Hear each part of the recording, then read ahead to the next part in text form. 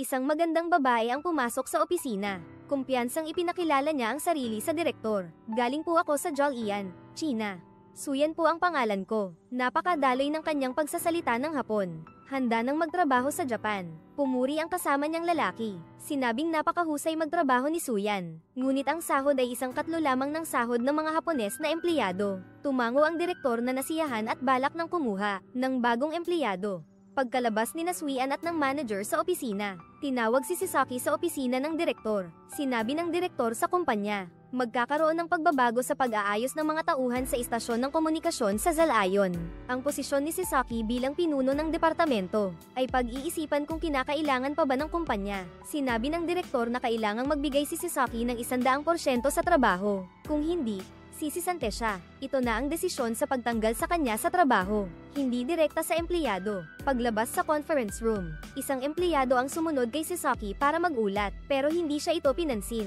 Kumuha siya ng 2 bag, at sinimulan na niyang ayusin ang kanyang mga gamit at umuwi ng maaga. Siya mismo ang nagdesisyon. Karga-karga ni Sasaki ang 2 bag patungo sa istasyon ng bus. Doon niya narinig ang 2 lalaking nag-uusap tungkol sa isang sentro ng paghahanap ng trabaho. Kaya't nagpas siyang pumunta roon para maghanap ng trabaho. Sunod-sunod ang mga taong nasa hagdanan. May hawak na aplakiyan ng bawat isa. Si Sasaki ay nagsiksik sa pagitan nila patungo sa pintuan ng employment center. May nakapaskil na anunsyo sa pintuan na hindi na sila tumatanggap ng aplakiyan sa araw na iyon. Dahil dito ay nawalan siya ng pag-asa at nagpas siyang umuwi na. Naiinis niyang itinapon ang 2 bag na dala niya sa basurahan. Pilit niyang kinakalimutan ng pagkakatanggal niya sa trabaho. Pauwi na siya. Nakasalubong niya ang kanyang pangalawang anak na si Kenji na galing sa paaralan. Nakita mo na ba ang zipper ng bag mo? Lumapit si Sasaki at sinipper ang bag ng anak niya. Nagreklamo rin ang bata dahil sa dami ng kanyang mga libro. Malapit ang bahay ni Sasaki sa riles ng tren kaya maingay. Pumasok ang anak at binati ang kanyang ina. Sasaki ay nagpas siyang dumaan sa likod at tahimik na pumasok sa bahay. Ngunit nakita siya ng kanyang asawa pagkapasok pa lang niya. Tinanong siya kung bakit daw siya umuwi ng maaga. Si Sasaki, sumagot ng pabalang na natapos daw niya ang trabaho ng maaga. Ayaw niyang malaman ng asawa niya na nawalan siya ng trabaho. Kinabukasan, inihanda ng anak nilang lalaki ang kanyang mga gamit para pumasok sa paaralan. Inihanda rin ng asawa ni Sasaki ang kanyang sarili para ihatid ang asawa sa trabaho. Sinabi niya na baka magpapagabi siya ng uwi. Pagkatapos ay sumama na siya sa mga taong nagmamadaling pumasok sa trabaho. Nang dumating ang panganay naming anak, ayaw pa niyang kumain. Inaantok pa raw siya kahit umaga na. Sabi niya sa nanay niya, huwag munang mag-vacuum. Samantala, nasa klase naman si Kenji. Pinagpapasa-paahan ng mga bata ang isang makapal na comics. Nahuli si Kenji ng guro niya. Sinigawan siya ng guro at pinatayo. Sa likod ng silid-aralan, ayaw aminin ng bata na wala siyang ginawang mali, na isa lang siyang tagapaghatid. Hindi ito pinansin ng guro at gusto pa rin siyang parusahan. Kaya sumigaw siya, at isiniwalat na nakita niya ang guro na nagbabasa ng mga librong may malaswang nilalaman sa tren. Iyon ang mali. Dahil dito, si Kenji ay naging bayani ng klase. Hinangaan siya ng mga kaklase. Sabi nila, takot na takot ang guro ng ibunyag ng mga estudyante. Ang ganoong sikreto. Pagkatapos ay pinagtawanan nila ang guro gamit ang isang nakakatawang palayaw. Pero hindi siya natuwa sa nangyari. Nang recess, tumakbo ang bata para humingi ng tawad sa guro. Napakamaawain din naman ng guro. Hindi niya pinag-initan ng bata. Gayunpaman, ipinaliwanag mo pa rin ba ang dahilan ng ginawa mo? Ang bata ay nagdadala lamang ng libro para sa kanyang mga kaibigan. Hindi magiging patas kung ikaw lang ang mapaparusahan. Pero sinabi lang ng guro na kalimutan mo na lang iyon. Mula ngayon, huwag na kayong magpansinan. Ikinaramdam iyon ni Kenji. Sa pag-uwi, naaakit siya sa tunog ng piano. Matagal siyang nakatayo sa labas ng silid ng piano at nakinig sa pagtugtog ng babae, hanggang sa mahuli ka ng guro mo saka ka lang umalis. Dito naman sa employment center, si Sasaki ay nakapila kasama ng maraming iba pa, para makapasok sa interview. Ang recruitment agent ay nag-alok sa kanya ng trabaho bilang security guard, gabi hanggang alas 9 ng umaga, pero hindi ito angkop kay Sasaki.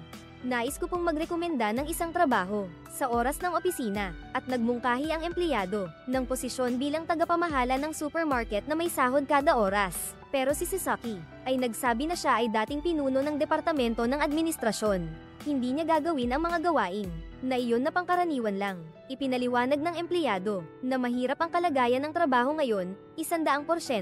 Walang pag-asa siyang makahanap ng trabahong katulad ng dati. Pagkatapos ay ibinalik niya ang aplikasyon kay Sasaki at pinindot ang button para sa susunod. Pag-uwi ni Sasaki, sinalubong siya ng kanyang anak na pauwi na galing sa eskwela. Nalulungkot ang mag-ama at walang imikan.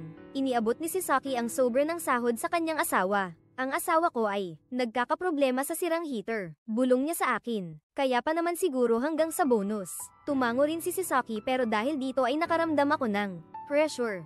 Sa hapunan, wala ang panganay naming anak na si Takashi. Kinamusta siya ni Sasaki, pangalawang anak na lalaki. Pinapaalalahanan siyang mag-focus sa pagsusulit. Sabi ni Kenji gusto niyang tumugtog ng piano, pero agad na tumutol si Sasaki. Sa tingin niya pansamantala lang yun. Megumi, niyaya siyang mag-aral muna ng musika.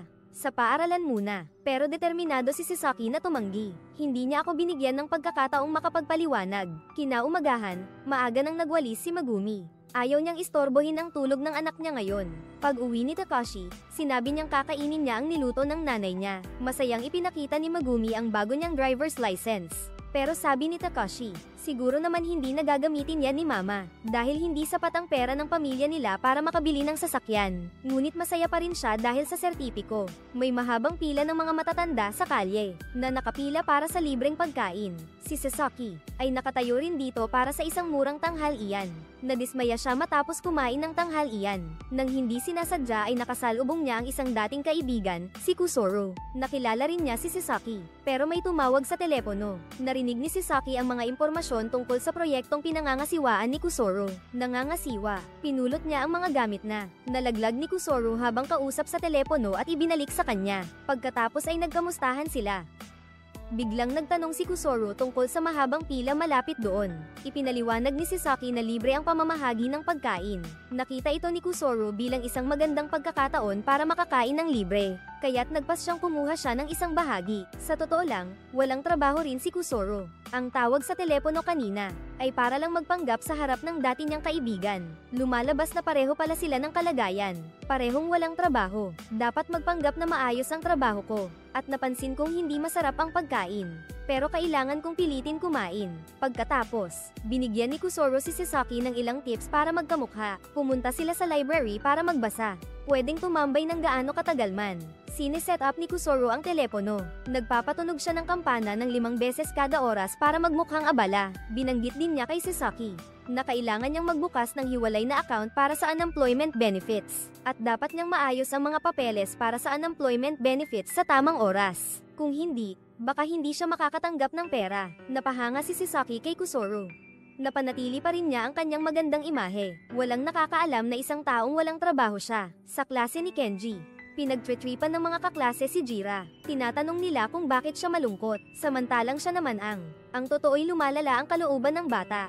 Ngunit may napulot siyang maliit na gitara sa daan. Masayang-masaya niyang dinala ito pa uwi, nang hindi napapansin ng nanay niya. Nakita ni Megumi si Kenji kaya tinawag niya ito ng malakas. Gumawa siya ng donut ngayon. Ito ang paborito ni Kenji. Ngunit ang sagot lang ng bata ay abala siya. Nagmamadaling tinanggal ni Kenji ang lahat ng plug na nakasaksak sa kwarto para simulan ang pagtugtog ng piano. Ngunit wala pa ring tunog na lumabas kahit pinindot na niya ang mga button. Pagkatapos kumain, tumakbo ang bata paakyat sa kwarto, at si Sasaki. Binuksan ang balita. Tinatanong ni Megumi ang asawa kung gusto nitong kumain ng donut. Ngunit hindi ito sinagot ng asawa. Lumabas siya sa sala. Naka-on pa rin ang telebisyon sa balita. Ngunit si Sasaki ay mahimbing na natutulog. Ginaising niya ang asawa. Nagising si Sasaki dahil sa gulat. Maalaga siyang inaliw ni Megumi ang lalaki at pinatay ang telebisyon. Kinaumagahan, nagpas siyang pumunta si Kenji sa klase ng pagtugtog ng instrumento. Binigyan siya ng pera ng kanyang ina kahapon para sa baon sa paaralan. Ngunit nagpasya siyang gamitin ang perang iyon para mag-enroll sa klase ng pagtugtog ng instrumento. Sabi ng bata, nasa grade 7 na siya. Kaya na niyang pumunta mag-isa sa klase ng pagtugtog ng instrumento. At binigay niya sa guro ang bayad para sa 1 buwan. Tinatanong ng guro kung may piano ba sa bahay nila Kenji. Nagsinungaling ang bata na mayroon siya, pero isang maliit lang na piano. Napansin ng guro na interesado ang bata sa piano. Kaya sinabi ng guro sa kanya na subukan niyang tumugtog ang malaking piano niya. Pero ilang nota lang ang naipindot ni Kenji. Nalaman ng guro na hindi pa siya nakakatugtog ng piano dati. Pag uwi ni Sasaki, nakita niya ang kanyang panganay na anak. Medyo nagulat kami dahil nasa bahay si Takashi. Kasi naman, si Takashi ay laging abala sa pag-aaral at part-time job niya, na part-time. 4 kaming magkakasama sa hapagkainan. Gusto ni Sasaki ng beer. Kailangan naming maghintay na simulan niya ang pagkain bago kami kumain. Mukhang nagmamadali na silang lahat. Kapag nakainom na si Sasaki ng ilang baso ng beer saka lang siya nagsisimulang kumain. Mataas pa rin ang posisyon niya sa bahay. Araw-araw, sina Sasaki at Kusoro ay pumipila pa rin sa employment center, kasama ang maraming iba pa. Nag-aalala si Kusoro na baka matuklasan na ng asawa niya na wala na siyang trabaho, kaya niyaya niya si Sasaki sa bahay para maghapunan. Mataas din ang posisyon ni Kusoro sa bahay. Habang kumakain, pinunapan niya ang asawa dahil hindi bumili ng sushi sa tindahan at gumawa na lang sa bahay. Habang nasa labas si Kusoro at nagkukunwaring may kausap sa telepono, tinanong ng asawa niya si Sasaki tungkol sa trabaho ng asawa niya, kaya kinailangang tulungan ni Sasaki si Kusoro na itago ang katotohanan. Sinabi niya na maayos pa rin naman ang kalagayan ng negosyo sa kumpanya. Pagbalik ni Kusoro, sinimulan na niyang pag-usapan ng trabaho kay Sasaki para mapanatag ang asawa. Sinabi niya na dapat magsikap pa si Sasaki, na parang sinasabi ng isang manager sa empleyado niya. Natahimik ang lahat dahil sa sinabi niya. Parang ang anak na babae, may natuklasan ang kanilang anak na si Mika.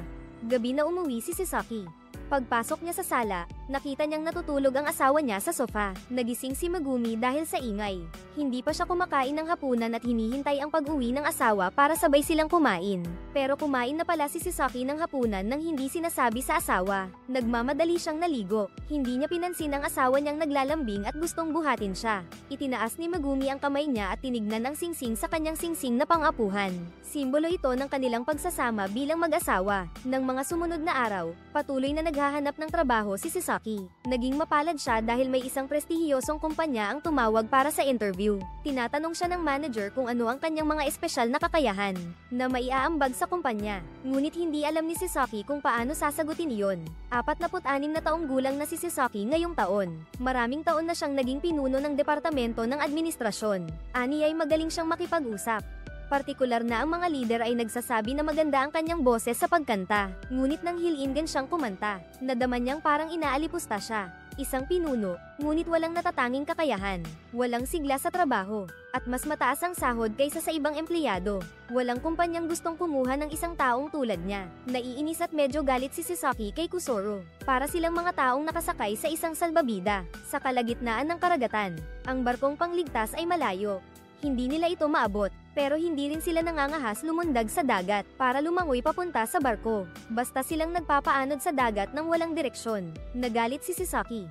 Handa na akong tanggapin ang lahat, pero hindi nila ako tinanggap. Bakit sinabi ni Kusoro na inuuna ng barkong pangligtas ang mga babae, mga bata, at mga matatanda? Pagkatapos ay sumama siya sa maraming tao na pumila para makakuha ng libreng pagkain. Si Sasaki na lang ang naiwan na nanunood sa kanila habang naglalakad palayo. Nasa isang car dealership si Megumi ngayon. Isang sales representative ang nagpapakita sa kanya ng mga pinakapraktikal na modelo ng sasakyan. Wala pang sapat na pera si Megumi para makabili. Kaya naman, tiningnan niya lang ang iba't ibang mga modelo. Pagkatapos ay magalang na nagpasalamat siya sa sales representative dahil sa pagpapakita. Habang naglalakad sa kalye, bigla niyang nakita ang kanyang asawa at si Kusoro. Kumakain siya ng libreng pagkain at nakaupo sa gilid ng kalsada. Mukhang may napansin siya. Hindi rin gaanong maganda ang lagay ni Takashi. Nagpapalipad siya ng mga flyer sa kalye, pero naiinis ang mga tao. Gabi na pero hindi pa rin nila nauubos ang mga flyer. Nadismaya sila kaya dinala siya ng kaibigan niya sa pampang ng ilog. Tinapon nila ang mga flyer sa ilog para mawala ang sama ng loob. Umaasa ang kaibigan niya na sana magkaroon ng lindol para patayin ang mga nag-utos sa kanila. Tapos siya na ang magiging punong ministro at siya ang magdedesisyon sa mga batas. Biro lang yun. Pero makikita mo kung gaano na sila kapagod. Pag-uwi, kinausap ni Takashi ang nanay niya. Gusto niyang sumali sa hukbong Amerikano at nakapasa siya sa pagsusulit. Sulat, kung sakaling makapasa sa pagsusuri ng kalusugan, pwede na siyang sumali sa ika-5 grupo. Nagulat at nag-alala si Megumi dahil dito. Sabi ni Takashi, hindi naman daw siya kailangang pumunta sa digmaan. Pero sinaway pa rin siya ng nanay niya dahil hindi niya sinabi sa mga magulang niya. Hindi rin daw naglakas loob si Takashi na sabihin sa tatay niya. Kaya naman, pinakiusapan niya ang nanay niya na pirmahan ang aplikasyon niya. Kung hindi naman daw pumirma ang nanay niya, hihingi siya ng tulong sa ibang organisasyon para pirmahan yun para sa mga magulang niya. Para bang pinipilit si Megumi. Wala na siyang ibang pagpipilian. Nang mga sumunod na araw, hindi na pumunta si Sasaki sa job center para hanapin si Kusoro. Pumunta siya sa bahay ni Kusoro para tignan. May nakita siyang naglilinis ng bakuran. Sabi nito, patay na raw si Kusoro at ang asawa niya. Kusoro. Pinilit niyang inumin ng asawa niya ang gamot pampatulog kasama niya. Pagkatapos, binuksan niya ang balbula ng gas na naging dahilan ng pagkalason at pagkamatay nito. Nagulat at hindi makapaniwala si Sasaki. Dumating ang anak nilang si Mika. Tinitigan niya si Sasaki nang walang imik. Pagkatapos, pumasa rin si Takashi sa medical examination. Lumalapit na ang pagpasok nila sa 5 bituin. Hindi na rin maitago ni Takashi sa ama niya ang totoo. Nang gabing iyon ay nag-usap kayo ng seryoso ng iyong mga magulang.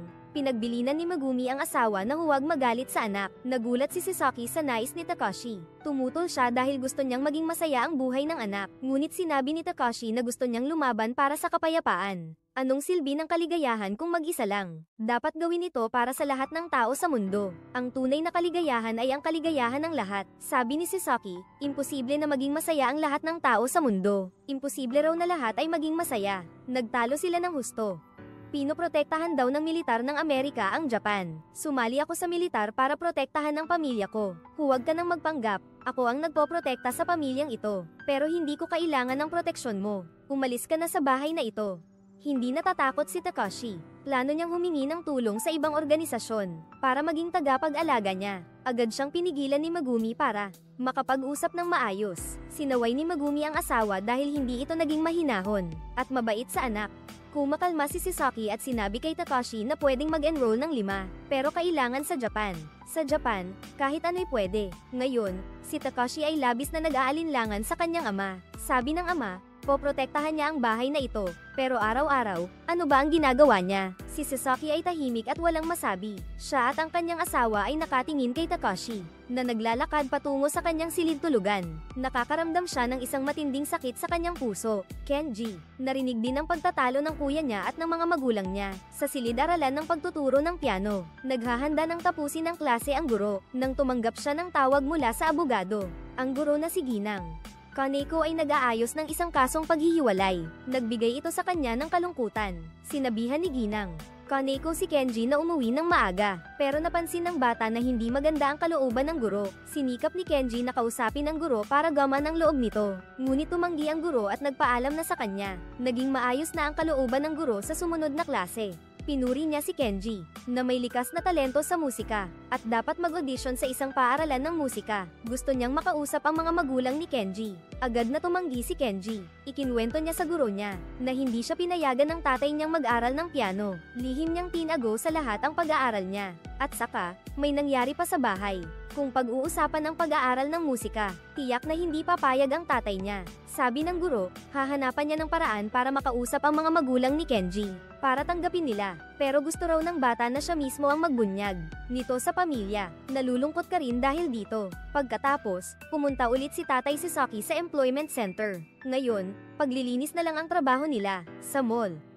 Kaya pumayag na si Sasaki, matapos ang pagkamatay ng matalik niyang kaibigan at ang mga pagbabagong naganap. Ang pamilya niya ngayon, napagtanto niya na ang kailangan lang niya ay isang trabaho. Araw-araw, kailangan niyang isuot ang uniforme ng isang manggagawa sa kalinisan. Kailangan niyang matuto ng mga kaalaman tungkol sa paglilinis ng iba't ibang ibabaw. Kailangan niyang maglinis lahat ng nasa loob ng mall, pati ang sahig, mga salamin ng elevator at banyo. Dati siyang customer, pero ngayon kailangan niyang yumuko at humingi ng paumanhin sa mga customer. Dahil sa abala sa paglilinis ng lahat, kapag tapos na ang shift niya, kailangan nilang magpalit ng damit sa isang sulok ng hallway. Wala silang dressing room, kaya ang ibang tao sa mall, makakakita sa kanila. Ang mga kasamahan niya ay nakasuot ng komportableng damit. Si Sasaki lang ang nakasuot ng suit at necktie pag uwi ng trabaho. Nakita niya na ang kanyang tagapagturo ay nakasuot din ng suit. Pauwi na, si Takashi ay naghahanda na para sa kanyang pag-alis. Si Megumi lang ang pumunta sa istasyon para magpaalam. Pinagbilinan niya ang kanyang anak ng kung ano-ano. Tinatanong ni Takashi sa kanyang ina kung bakit hindi pa sila naghihiwalay. Nagulat si Megumi sa tanong. Sabi niya, kahit hindi perpekto ang kanilang buhay mag-asawa, marami rin siyang natutunan ng mga bagay na kapana-panabik. Ang pagiging asawa at ina ay parehong masaya. Ang anak niyang si Takashi, hindi maintindihan kung bakit nagtitiis ang kanyang ina. Tapos sumakay ka na rin at umalis. Bago umalis, nagbigay siya ng isang uri ng saludo, isang military salute kapalit ng palm. Si Nanay Megumi ay umuwi at inayos ang silid ng kanyang anak. Inisa-isa niya ang mga gamit at tiningnan ang bawat bagay sa silid. Wala na ang kanyang anak, nakaramdam siya ng matinding lungkot at kawalan. Ganon din naman ang silid ni Kenji, ang kanyang anak, tapos ay tinawag na naman siya ng guro sa paaralan. At sinabihan na may utang na baon ng anak niya, 3 buwan na sa paaralan. At saka, madalas pang umuwi ng maaga ang bata nang walang dahilan. Hindi pa sumusunod sa guro, at hindi nag-aaral ng mabuti. Ang guro, sabi ko sa mga magulang niya na dapat nilang bigyang pansin ang kalagayan ni Kenji. Pag-uwi niya, nakita niya ang anak niyang si Kenji, na nagpa-practice ng pagtugtog sa kwarto mag-isa. Nagulat ang bata, sinisi niya ang nanay niya dahil hindi ito kumatok at dali-dali niyang tinago ang instrumento. Si Megumi ay nagtanong sa anak kung saan niya ginastos ang baon niya sa paaralan. Pero ayaw sabihin ng bata. Sabi ni Kenji na nag-aral ng piano ang bata, at magtatrabaho para mabayaran iyon. Naawa si Megumi sa bata. Pinakiusapan ng bata ang nanay na sikreto lang nila iyon sa tatay. Pero nang gabing iyon, pag-uwi ni Sasaki galing sa trabaho, tiningnan niya ang mailbox at may natanggap na sulat mula sa paaralan ng piano. Galit na sinabihan niya ang asawa at tinawag ang anak. Dumating si Kenji para kausapin siya. Balak magtago ng bata, pero si Sasaki, inilayo siya sa kwarto at tinanong tungkol sa paaralan. Tungkol sa piano, gusto niyang mag-focus ang anak sa pag-aaral, at makapasok sa isang espesyal na paaralan. Pero ipinaliwanag ng bata na may hilig siya sa pagpipiano. Nakasulat din sa sulat ng guro na likas siyang may talento. Pero hindi naniniwala si Sasaki na ang anak niya ay henyo. Naniniwala siya na ang mga guro, na may kakayahan ay sinasadya lang na purihin para makuha ang pera ng mga magulang, tapos ay sisiraan. Iyon ang klaseng guro na walang integridad. Ipinagtanggol ni Kenji ang guro niya. Sinabi niyang siya ay titigil sa pag-aaral ng piano. Huwag na lang akong pag-aralin ng piano. Hayaan mo na lang ako. Pagkatapos ay umuwi na ang bata dala ang kanyang merienda. Pero, Sasaki, hinawakan siya nito sa damit at marahas na pinigilan. At patuloy pa rin siya sa pagsaway sa bata, dahil palihim itong nag-aral nang hindi nagsasabi sa kanyang mga magulang.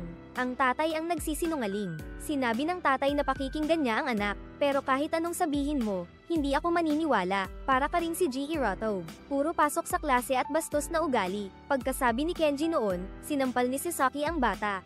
Agad na lumapit si Megumi para awatin at aliwin ang anak. Tapos, pinauwi niya ito sa kwarto. Dalawa na lang sila ng asawa niya sa sala. Sinumbatan ni Megumi ang asawa dahil sa pananakit sa anak. Hindi ko rin maintindihan kung bakit hindi pinayagan ng asawa ko ang anak na maglaro. Wala namang ginagawang masama si Kenji. Sasaki, ipinaliwanag niya na noon ay masyadong naging pabaya sila kay Takashi. Kaya gawin mo na lang ang gusto mo. Pero kay Kenji, hindi na niya iyon magagawa ulit. Kailangang ipaalam kay Kenji kung gaano kalakas ang mga magulang.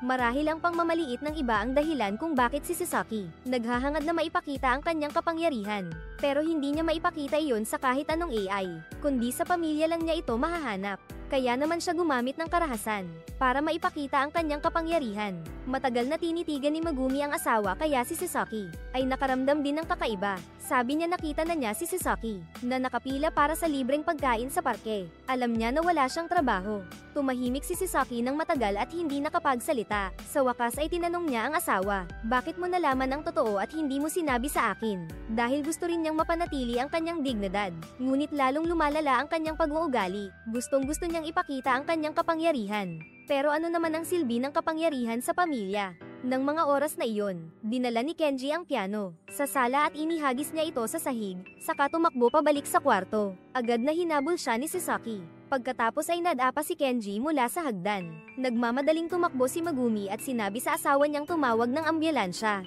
Nagmamadali siyang nagpaliwanag na hindi niya sinasadya, pero ayaw siyang pakinggan ni Megumi. Sumigaw siya at sinabihan ang lalaki na tumahimik, at tumawag kaagad ng ambulansya. Sa ospital, nag-aalala ang mag-asawa para sa kanilang anak na nasa emergency room.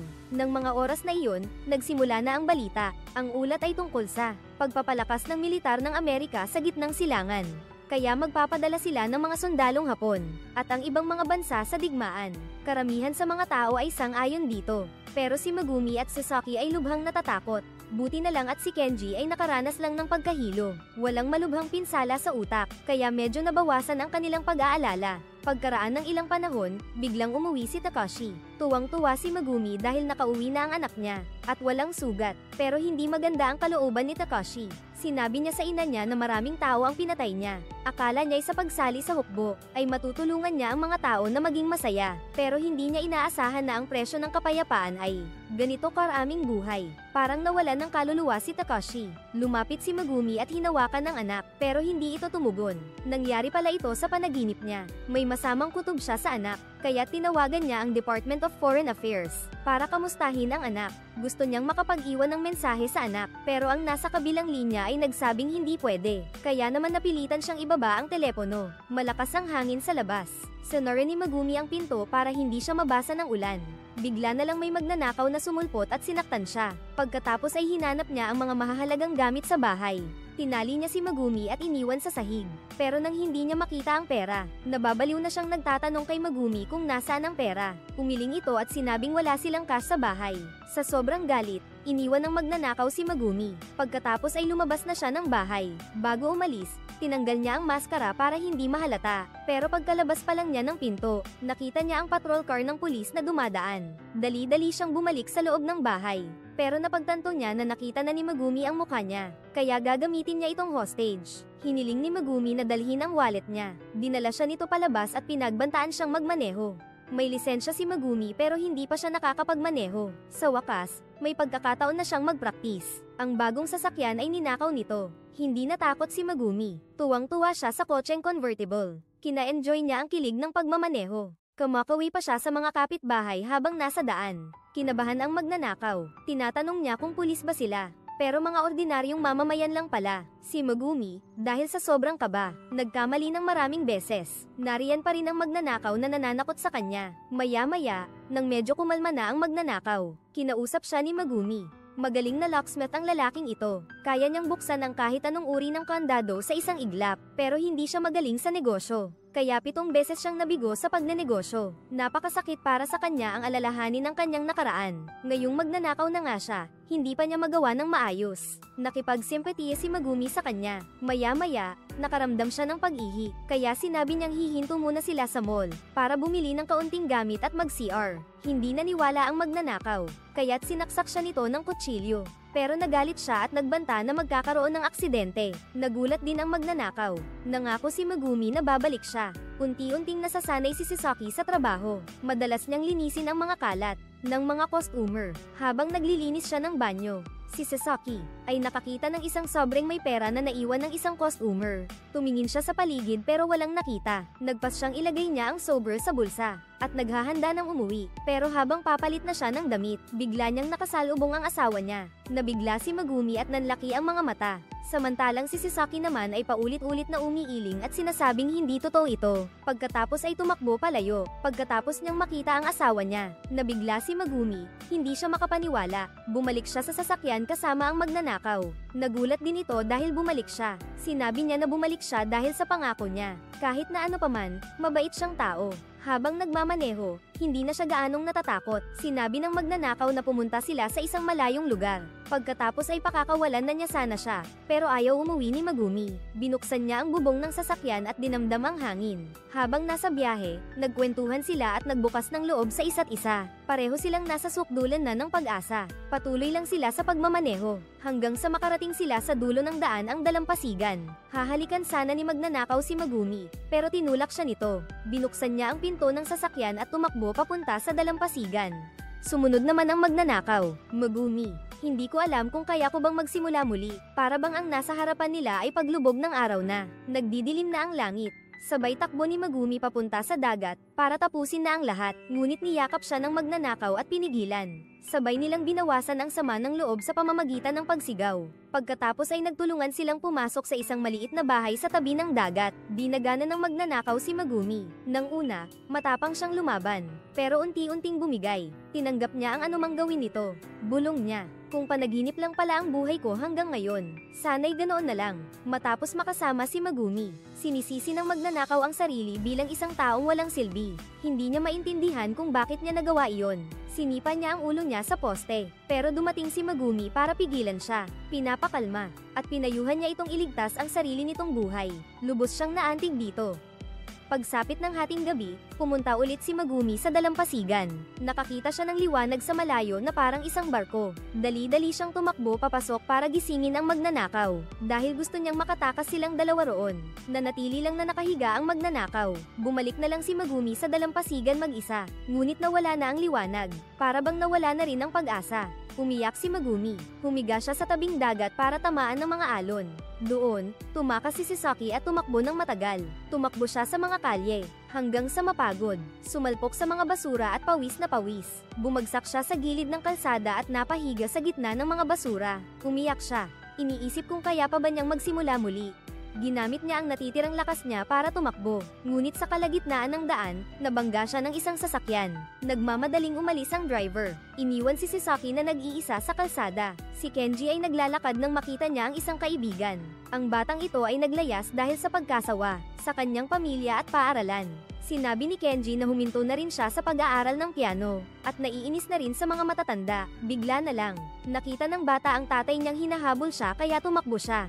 Tumakbo rin si Kenji. Habang tumatakbo, biglang inatake ang bata. Hingal na hingal at bumagsak. Natatakot na mahuli, tinago ni Kenji ang kaibigan sa likod ng puno. Hindi rin naglakas loob umubo ang bata, nang makatakbo na ang tatay ng bata sa ibang direksyon.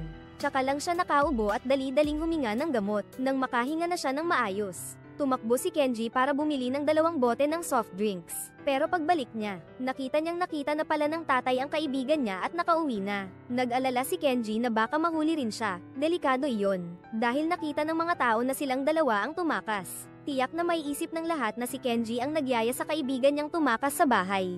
Tumakbo ka ng mabilis at sinubukang magtago sa compartment ng bagahe ng bus. Pero nakita ka ng konduktor at ipinagbigay alam ka sa pulis. Sa istasyon ng pulis, si Kenji ay tahimik lang. Natatakot ang bata na kung magsasalita siya ay mapapag-alitan siya ng kanyang mga magulang. Ang investigador ay kumuha ng fingerprint at litrato mo na parang isang kriminal. Tapos ikinulong kanila sa isang maliit at madilim na selda. Pero dahil menor de edad si Kenji, pinigil lang siya bilang babala at pinalaya na kinaumagahan. Pagod na naglakad pa uwi si Kenji. Pero wala namang tao sa bahay. At saka, sobrang kalat sa tabing dagat. Nagising si Megumi sa maliit na bahay. Pagpunta niya sa dalampasigan, wala na ang sasakyan. Ang mga bakas nito ay umaabot hanggang sa dagat. Marahil ay pinatay ng magnanakaw ang sarili. Dahil sa sobrang pagsisisi sa kanyang nagawa, tumayo siya sa dalampasigan. Hanggang sa sumikat ang araw, para siyang nagising at nagpas siyang umuwi. Umuwi si Megumi. At nakita ang kanyang anak na si Kenji. Marumi at magulo ang nakaupo sa silid kainan. Hindi rin niya alam ang pinagdaanan ng anak. Pumasok sa kusina para magluto. Sinabi ni Kenji na wala ang tatay sa bahay. Pagkagising ni Sasaki kinabukasan, nasa gilid siya ng kalsada. Napagpasyahan niyang itago ang sobrang may pera na napulot niya sa kanyang bag. 7 nawawala sa mall.